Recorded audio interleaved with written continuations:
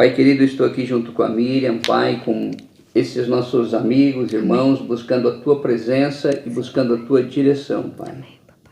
Senhor, que essa reunião de hoje à noite, Pai, venha produzir frutos na Tua igreja, Amém. No reino, Pai, como a Tua palavra fala, Pai, quando Paulo diz, desenvolvei, pois, a vossa salvação. Amém. Então, Senhor meu Deus, nós entendemos que podemos sair do ponto A em direção a Cristo. E é o que nós queremos fazer caminhando com esses irmãos agora. Amém. E nós te pedimos isso em nome de Jesus. Amém e amém. Amém. Creio que vai ser um tempo maravilhoso na presença do Senhor para nós estarmos desenvolvendo a nossa salvação.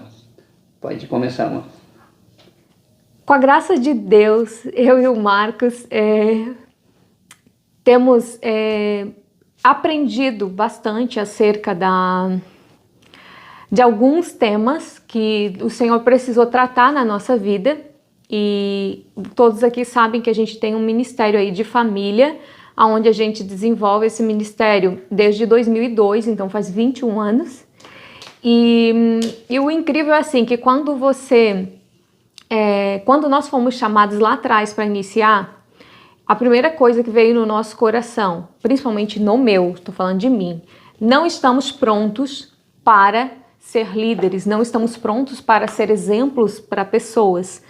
E o que a gente achou, o que a gente pôde observar de mais interessante na nossa caminhada é que Deus, ele é tão maravilhoso, ele é tão misericordioso conosco, porque nós achávamos que Deus estava nos chamando para abençoar vidas, quando na verdade o objetivo de Deus era primeiramente alinhar a nossa e abençoar a nossa.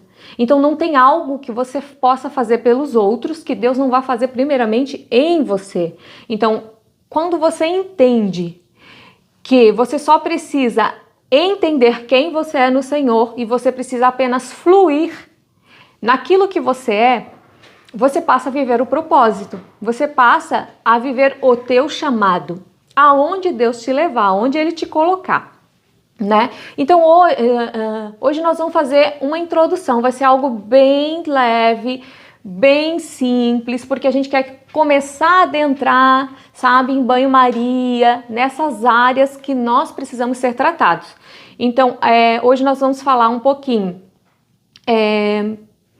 tentar, digamos assim, identificar a questão da necessidade de uma identidade ser sarada, né? E a partir da semana que vem a gente vai trabalhar quais foram as questões, vamos adentrar nelas, que fragmentaram as nossas identidades, tá? Então, tudo isso que a gente vai repassar para vocês foram coisas que o Senhor ministrou já na nossa vida, que Ele revelou através da palavra de Deus, lendo sozinha lá no meu quarto. Outras foram através de livros, outras foram através da leitura da Bíblia, outras foram através de cursos, enfim, não é um material pronto de nenhum lugar que nós pegamos, é coisas que o Senhor já ministrou em nós e que nós queremos repassar para vocês. Deixa eu só ver aqui. Boa noite, Marina, seja bem-vinda, paz. A Marina é lá de Recife.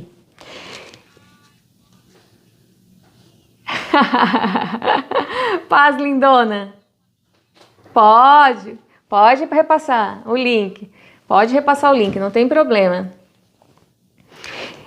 Pode passar. Então, nós vamos começar a tratar essas questões. Identidade. A identidade, quando ela é fundamentada na sexualidade, nós vamos tratar a identidade, o que a identidade tem a ver com a paternidade, né? A associação entre identidade e paternidade. Eu acredito que semana que vem nós já vamos trabalhar bastante com relação a isso. Vamos trabalhar um pouco também acerca do governo da alma. Hoje vamos pincelar assim bem de leve, já que é início, né? Mas todos eles são assuntos que se encaixam, são assuntos que estão interligados, né? E à medida que a gente for crescendo juntos aqui, aí a gente vai adentrando, conforme a necessidade do grupo, a gente adentra mais em alguns assuntos, né?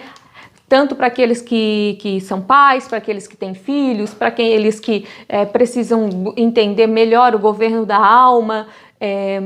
Nós vamos adentrando melhor em alguns assuntos, conforme a necessidade, conforme Deus for nos direcionando. Então hoje eu quero começar com vocês falando sobre o propósito de Deus para a família, para o casamento. Por quê? Porque todos que estão aqui ou são casados ou pretendem se casar, né? Então nós vamos falar sobre assim, o início de tudo. Na verdade, nós vamos dar um pouquinho mais de ênfase do início na semana que vem. Mas hoje nós queremos assim, trazer uma pinceladinha para vocês do propósito. Por que nós vamos... qual é o objetivo do casamento, do relacionamento, né? Então, quem tiver Bíblia e quiser acompanhar, pode acompanhar. Quem não tiver, basta me ouvir que eu vou estar lendo o versículo.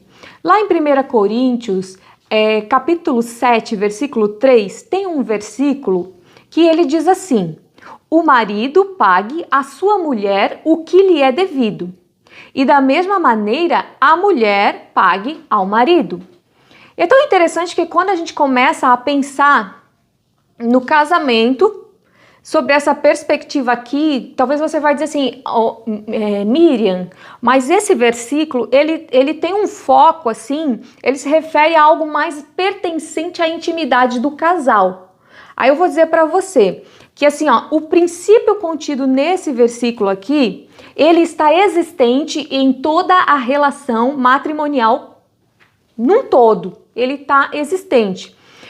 Então, se nós formos, porque aqui nós estamos falando de deveres para com os cônjuges, né? Aqueles que casam passam a ter deveres, os quais Deus incumbiu para cada um dentro do casamento. A questão toda será que nós entendemos isso hoje, casados, ou quando nós vamos casar? Esse mesmo versículo, se nós formos ler ele lá na Nova Tradução da Linguagem de hoje, ele aparece da seguinte forma, presta bastante atenção. O homem deve cumprir o seu dever como marido, e a mulher deve cumprir o seu dever como esposa. E quando a gente vai para o original grego dessa palavra, a palavra o que lhe é esse termo, o que lhe é devido, no original grego, a gente compreende que ela significa ofélio, O-P-H-E-L-I-O, ofélio. E ela significa estar em débito, ela significa uma dívida. Isso quer dizer que quando eu casei, eu adquiri uma dívida. Amém, amém, Jesus, eu vou cobrar. Então, e essa dívida, durante o tempo que eu for casada, ela vai precisar ser paga. Então, às vezes, a gente tem uma visão fora, antes de casar, e quando chega dentro do casamento, é que a gente se dá conta disso. Outros permanecem casados por 25 anos, eu e o Marcos vamos fazer 25 anos, e não entendem em 25 anos que eles têm uma dívida. E eles, ao invés de se tornarem, um pagador, eles se tornam um credor. Aquele que só cobra a dívida do outro e esquece que ele também tem um débito, ele também precisa pagar algo. Então isso é muito forte quando cai a ficha.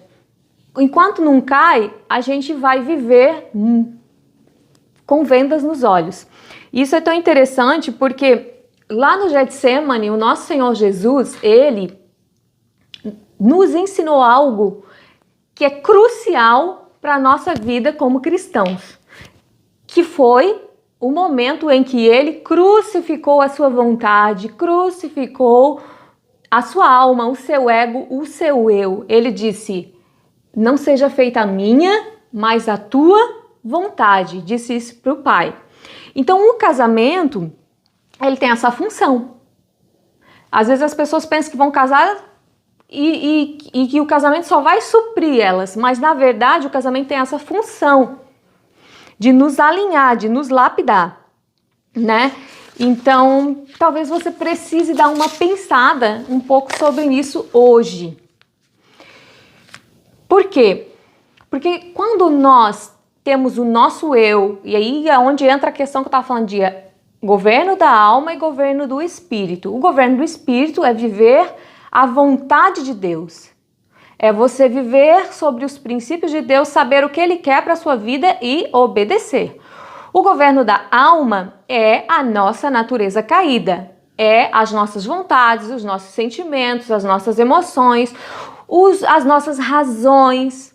Então o Senhor Jesus diz assim, ó, pega a tua alma, leva para a cruz. Se você quiser vir após mim, pega a tua alma, leva até a cruz e crucifica a tua vontade, crucifica tudo. Por quê? Porque isso é passar para o governo do Espírito. Por quê? Porque a nossa alma, ela é uma natureza caída e ela é egoísta. Então ela vai sempre... Por que eu tô falando isso? Porque mais na frente nós vamos tratar um pouquinho mais isso. Mas assim, ó, a nossa alma, ela vai buscar sempre alimentar as suas sequelas, as suas enfermidades. Ela sempre vai estar pautada, fundamentada naquilo que te tornou quem você é com relação ao teu passado. Né? Então isso é muito forte quando a gente começa a pensar que muitas vezes, eu estava falando agora há pouco com o Marcos de um casamento, que eu amo o casal, mas ela é uma pessoa muito ferida, ela não enxerga isso, ela não sabe disso, mas ela é uma pessoa muito ferida pelo passado e por conta disso a relação é uma relação onde ela só é servida. E ela não percebe que ela, na verdade, que tudo gira em torno dela. Porque ela só é servida na relação. E ele, como ele veio de um passado onde ele aprendeu a servir, onde o pai não foi presente, onde ele serviu a mãe a vida inteira e a mãe foi a pessoa dominadora, ele só substituiu a mãe pela esposa. Então, assim, ali alimenta a enfermidade da alma do outro. E é nesse sentido que eu falo de governo da alma. É cair as vendas dos nossos olhos e a gente começar a enxergar tudo isso na nossa vida. Por quê? Porque é muito fácil lá, eu gosto muito lá do versículo de Lucas 6:41, que diz que a gente tem uma facilidade em enxergar o cisco no olho do nosso irmão. Poxa, aquele lá faz isso, aquele lá faz aquilo outro, olha só. Ou às vezes no cônjuge, ou na família, ou a gente enxerga os problemas das pessoas e os motivos de uma maneira muito fácil. A questão toda é que o mesmo versículo fala da tremenda dificuldade que nós temos para enxergar a trave no nosso olho. Então, é sobre isso que nós queremos conversar. Primeiro, eu gostaria de fazer a você um convite para que você abra hoje o seu coração para ouvir essa palavra.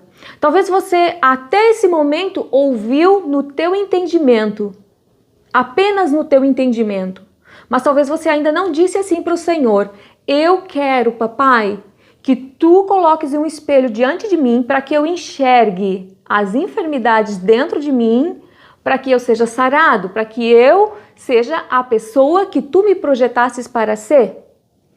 Então, o Senhor, ele, Espírito, eu falei governo da alma e governo do Espírito. O Espírito de Deus só comunica com o nosso Espírito. E quando o Espírito comunica com o nosso Espírito, aí entra e traz transformação. Então, por isso que nós temos que abrir o nosso entendimento no sentido de coração, de dizer, eu estou pronto para receber, eu estou pronto para aceitar a verdade, a tua verdade para a minha vida.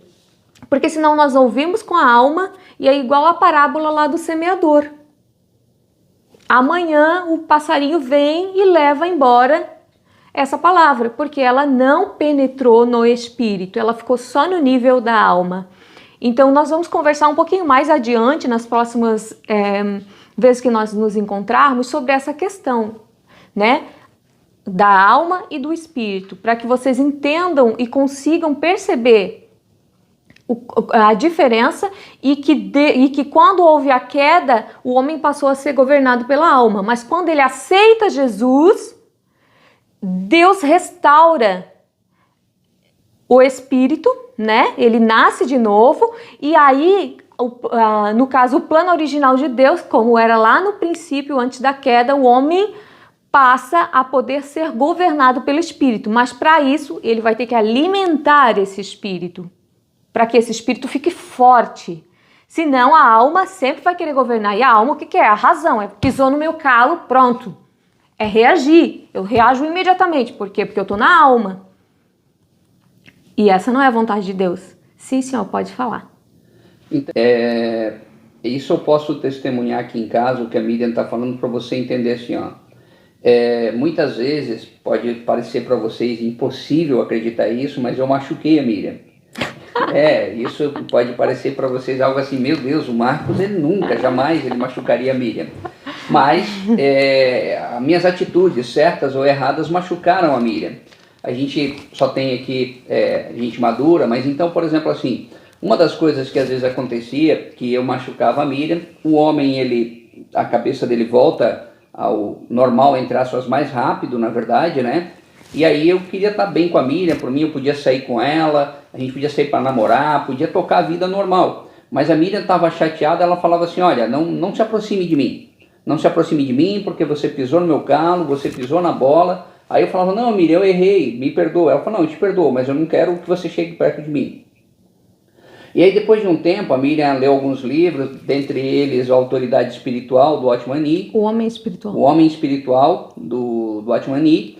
E aí a Miriam começou a falar o seguinte, eu percebi que, por exemplo, assim, ela falou assim, olha, eu estou chateada com você, mas isso é minha alma sentindo, só que Deus não quer que eu fique chateada com você. E aí eu saía de casa, ela falava assim, você me dá um tempo, deixa eu orar, deixa eu apresentar a Deus. Aí eu saía de casa e a Miriam chorava na presença de Deus, contava tudo aquilo que tinha feito mesmo de errado. E aí quando eu chegava à noite, eu tinha uma Miriam diferente. Por quê? Não que ela tivesse ignorado os sentimentos reais dela de estar chateada, mas porque ela falou assim, a minha alma quer ficar chateada, mas uma pessoa que tem o governo do Espírito entende que Deus não quer que ela viva chateada. Então a Miriam me ensinou, eu aprendi muito com essa questão, eu digo que ela é a mulher mais crente que eu já vi na minha vida. Nesse aspecto, não é que ela não esteja chateada, não é que eu não tenha feito coisas erradas, normal, como um casal, como um homem muitas vezes faz, mas a resposta dela à minha atitude errada, ela disse assim, não vou agir pela alma, eu vou agir pelo Espírito. Então eu creio que, e aí nós estamos falando de casal, né, Miriam, mas eu acho que dá para a pessoa, cada um colocar, adequar a sua realidade, adequar a sua vida, na verdade, ou é no trabalho, ou é alguma outra coisa nesse sentido, né? E aí eu queria até que, se você quisesse ir escrevendo aqui alguma colocação, a gente vai conversando ali e no final a gente ora, responde, né? Mas eu fico feliz de poder estar testemunhando essa questão de governo de alma e espírito. Amém. Então, essa questão é interessante porque o governo da alma, na verdade, é você deixar de ser o crente carnal que está lá em Coríntios, que Paulo fala. Então, é aquele menino que toma leitinho no início. E Deus, na verdade, Ele quer que nós deixemos de ser crentes carnais, pessoas carnais. Ele quer nos levar a sermos o homem, a mulher espiritual. E é tão interessante assim, porque isso para mim foi um divisor de águas na minha vida, porque até mesmo nas questões, por exemplo, se a nossa vida sexual, às vezes eu ficava chateada, isso era uma coisa que atrapalhava, porque eu estava ferida, eu estava machucada, então às vezes a gente não conseguia, naquele dia, a gente ter intimidade porque eu estava ferida. Por mais que ele me pedisse, às vezes, perdão, mas eu ainda estava ferida. Então, havia ainda um processo, uma necessidade, né, de ser sarada. E eu comecei a entender isso, que é aquilo que o nosso Senhor Jesus fez. Ele levou lá para o Getsemane, todo o sentimento dele, ele levou toda a razão dele, os motivos que ele tinha, e ele disse: se for possível, eu não quero morrer na cruz, mas não seja feita a minha, mas a tua vontade. Então, isso é algo que o Senhor me ensinou já há alguns anos, alguns bons anos, e eu, graças a Deus, consigo viver hoje. Acerto todas as vezes? Você vai perguntar para mim: Miriam, você é sempre assim? Eu vou dizer não, às vezes eu falho. Por quê? Porque às vezes eu posso não discernir o ataque, esse é um ponto. O outro, às vezes, numa semana, ou às vezes naquele dia específico, você não alimentou tanto o espírito, então a carne e o espírito, a carne está lutando para voltar a governar a alma, né? E aí então você tem que ter esse discernimento de estar sempre indo para a cruz. E por que nós estamos falando disso aqui, se era para ser casamento? Primeiro, porque você que é um cristão da alma, você não vai conseguir enxergar as suas falhas, você sempre vai conseguir enxergar dos outros. Essa já é uma característica de um cristão da alma. Ele vai ter mais facilidade para enxergar os defeitos dos outros, as falhas dos outros, e ele tem dificuldade de enxergar a si mesmo. Essa é a natureza caída do homem, ele tem dificuldade de se enxergar. E de trazer a responsabilidade para si, isso é algo tão real que Adão, quando Deus veio na viração do dia, Adão não assumiu a responsabilidade e disse: Senhor, a minha mulher comeu, eu não comi, e olha só, eu estava esperando tu vires aqui conversar comigo para a gente ver como que a gente pode resolver isso. Mas não, ele tinha comido e ele foi tão audacioso, além dele não ter assumido a responsabilidade dele, porque a mulher foi enganada pela serpente, ele foi manipulado pela mulher. Então olha o poder de uma mulher na vida de um homem. Ele foi manipulado pela mulher e tudo isso foi o ataque na alma. A alma que até então estava sendo governada pelo espírito. E aí ali, na queda, a alma passou a governar, diferente de antes. E aí o que aconteceu? Ele disse: a mulher que tu me deste. Olha a audácia da criatura, tipo assim, ó, eu nem te pedi mulher. Tu que quisesse me dar, se tu não tivesse tido essa ideia, eu não teria pecado. Então assim, olha a audácia. E além dele não ter assumido a responsa, ele ainda jogou a responsabilidade nas costas de Deus e nas costas da mulher e de Deus. Então, vamos lá. Então, como vocês já foi dito, vocês precisam entender que o Espírito comunica com o nosso espírito. O Espírito de Deus, o Espírito Santo, só comunica com o nosso espírito. Então é esse lugar de coração aberto que você tem que estar para dizer: Senhor, eu quero que as vendas caiam dos meus olhos. Então você tem que parar de tentar só entender aqui, ó, racionalmente. Você tem que começar a abrir o teu coração e dizer: Espírito Santo, ministra a verdade de Deus sobre a minha vida. E a verdade de Deus vai entrar, ela vai entrar como um raio de luz, como, sabe? E ela vai começar a iluminar todas as áreas que estão escuras dentro de você. E você vai começar a conseguir a enxergar esses lugares, esses cantinhos na tua alma que ainda não foram tratados, tá? Então assim, ó, hoje, o que nós queremos trazer para vocês pensarem? Primeiro, Deus projetou, quando você foi criado, Deus, porque a palavra Deus diz que você foi gerado nele, antes da fundação do mundo. Então, quando Deus escolheu soprar o teu espírito lá no ventre da sua mãe, você já tinha sido gerado nele. Então ele já sabia quem você era, ele já sabia os dons, as habilidades que ele ia colocar em você, tudo isso ele já sabia. E quando houve aquela fecundação, ele decidiu, ele escolheu soprar a Miriam, ele escolheu soprar o Valmir, ele escolheu soprar o espírito de cada um de nós. Então nós somos seres singulares que já fomos criados no Senhor antes da fundação do mundo. Aí a pergunta que eu faço: se Deus tem uma história escrita para mim, Ele já projetou já me projetou para viver essa história. Então a pergunta que eu quero te fazer hoje, diante do que nós começamos a tratar aqui, você está vivendo essa história?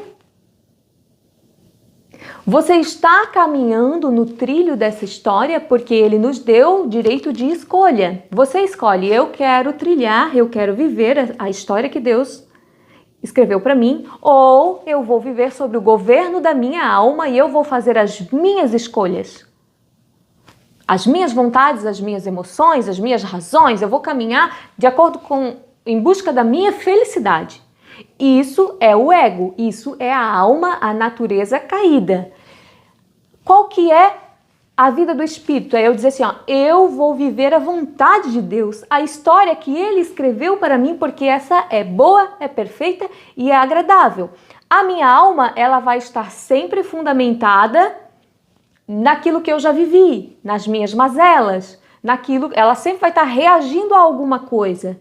O meu espírito vai estar sempre fundamentado na verdade de Deus para a minha vida. E aí a questão é, você tem vivido a história que Deus escreveu para você? Se não, está na hora de pensar, por quê? Por quê? E como que eu posso saber se eu estou vivendo ou não? Para quem eu tenho que perguntar? Eu tenho que alimentar o meu espírito e perguntar para Deus quais são os planos dele para a minha vida. Por que ele me gerou? Por que ele me criou? Então, o que nós queremos tratar nessas semanas, nessas próximas semanas, é exatamente isso. Por que não estamos vivendo a vontade de Deus? Aonde que Deus quer limpar, aonde Deus quer alinhar a nossa vida para que a gente comece a viver. Então, a primeira coisa que você precisa entender é que o casamento, a primeira decisão mais importante da sua vida, aceitar Jesus. A segunda decisão mais importante da sua vida, o seu casamento. Só que o problema é que nós casamos sem esse entendimento de dívida. Então, hoje você vai sair daqui com uma mentalidade diferente, compreendendo que o casamento nunca Deus projetou para te satisfazer. Ao contrário disso, o casamento, ele ao invés de alimentar o nosso ego, ao contrário disso, ele vai nos levar a um lugar de santificação, de renúncia, de crucificação da alma. Então, se você não passou por esse processo ainda solteiro, pode ter certeza que o casamento vai fazer isso na tua vida o resto, até que a morte os separe, até você aprender a ser governado pelo Espírito. Então, existe até uma frase famosa do Martinho Lutero, que ele diz assim, para mim contém uma grande verdade nessa frase. 1 ano de casamento, um ano só, ele casou 1 ano. 1 ano de casamento me santificou mais do que 10 anos de monastério. Ou seja, os 10 anos que ele viveu, uma vida isolada da sociedade, de devoção a Deus, ele precisou crucificar menos a alma dele do que no único ano que ele viveu com a esposa dele. Então, isso mostra, aquele provérbio que diz que o amigo afia o seu amigo, né? Assim como o ferro afia assim como o ferro afia o ferro, o amigo afia o seu amigo. Então, Deus coloca pessoas em relacionamento para que uma afie a outra, para que uma molde, lapide a vida da outra. Então, provavelmente, aquilo que você precisa ser lapidado, o teu cônjuge tem o contrário. Por exemplo, só para você ter uma ideia, aqui em casa eu sou a super organizada, o Marcos é bagunçado. Quando nós casamos era assim, o que aconteceu? A super organizada não era, na verdade, a pessoa correta, ela tinha sequelas na alma dela de perfeccionismo e Deus queria tratar isso na vida dela. Então Deus permitiu o Marcos na vida dela, que era uma pessoa bagunçada, e eu estou trazendo o meu testemunho. Agora, é óbvio que o Marcos vai ter o testemunho dele, mas eu estou trazendo o meu, para justamente chocar, porque um tinha que afiar o outro. Só que o problema qual é? É que as pessoas não entendem isso antes de casar. Aqueles que estão casados aqui hoje, a maioria nunca pensou nisso antes de casar. De que você não casou para ser feliz. Você casou para fazer uma pessoa feliz, porque você tem uma dívida a ser paga. Então, o que eu quero dizer para você é que se você não souber quem você é, se você não for inteiro e completo no Senhor, antes de casar, você não vai conseguir ser feliz na sua plenitude no casamento. Vou dizer mais uma vez. Se você não for feliz, inteira, completa, inteiro, completo no Senhor antes de casar, quando você casar, o pouco de felicidade que você tinha, você vai ter que dividir com o outro. E pelo fato de você dividir, quando você divide uma fatia de bolo, você tem mais ou menos quando você tem ela sozinha para você. Então você vai ter um compromisso a mais. Então se você não está, para quem é solteiro, se você não está pronto, se você sabe que você ainda tem coisas para ser lapidadas, limpa na tua alma, não case. E para você que já está casado, como eu e o Marcos, que casamos todo destruído, vocês vão ter que começar a investir em vocês, na vida de vocês, esforço, tempo e dinheiro. Amém. Então é isso que eu queria hoje colocar para vocês. E é só uma pincelada. Quero dizer para vocês que Deus tem muito mais. Isso é só para fazer assim, instigar vocês a começarem a pensar. Mas Deus, nós vamos trazer respostas para todas essas perguntas, para todos esses questionamentos. Mas hoje eu gostaria que você que você saísse aqui com esses pensamentos. Eu acho que... Pode completar. Então, semana que vem e nas outras semanas nós vamos mostrar que assim como na vida de Adão e Eva, a serpente se escondeu, fazendo com que o plano original, o projeto original de Deus saísse, né, daquela história que tinha sido escrita, porque Deus deu a escolha para eles. A serpente também se escondeu em algum arbusto e você não viu, nem os teus pais viram, e muita coisa que foi plantada dentro de você não é a verdade de Deus que vai te capacitar a viver aquela história que foi escrita por Deus.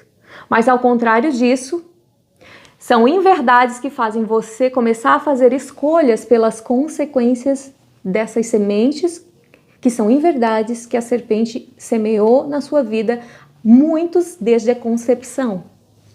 Então são essas coisas que nós vamos tratar e eu creio que se você estiver aqui, o Senhor com certeza vai ministrar ao seu coração. Hoje nós só estamos, digamos assim, iniciando. Semana que vem nós vamos começar a ajudar vocês a se enxergarem e permitir que o Espírito Santo os leve a este lugar, este novo lugar que Ele tem para todos nós filhos. Amém? Amor, você quer orar? Pode ser. Ou você quer que eu ore? Não posso orar. Tá. Então abre o teu.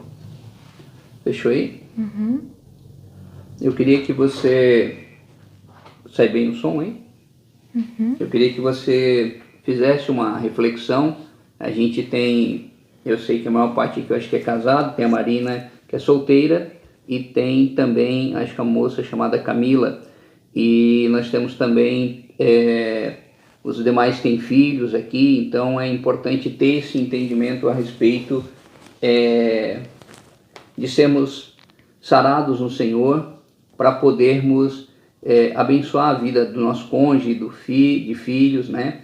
E eu queria então que você fechasse os teus olhos essa noite e fizesse essa oração comigo. Senhor Deus, nessa noite nós estamos aqui pedindo a Tua graça. Amém, Jesus. Assim como é a primeira reunião, Senhor, que estamos fazendo, Senhor, com este grupo, Pai. Eu quero pedir-te que Tu vá lá no princípio, Pai. Como a Miriam colocou que a serpente veio e plantou mentiras no início, Pai, da vida daquele casal, Pai. Que todas as mentiras que foram plantadas na vida de cada um que está aqui, Amém, que tem feito que reajamos às dores da alma, que nós não agimos direcionados pelo Teu Santo Espírito. Que essas mentiras sejam desfeitas, Pai. E como a Miriam disse, por que não vivemos a vida que Deus planejou para nós? O que precisa ser transformado? O que precisa ter transformado nas nossas vidas? E nós clamamos por isso, Espírito Santo, por cada um que está aqui, Senhor, nesta noite, que uma nova história, Pai, ou melhor, a história que verdadeiramente Tu já planejou lá quando a Miriam exemplificou do sopro, Pai.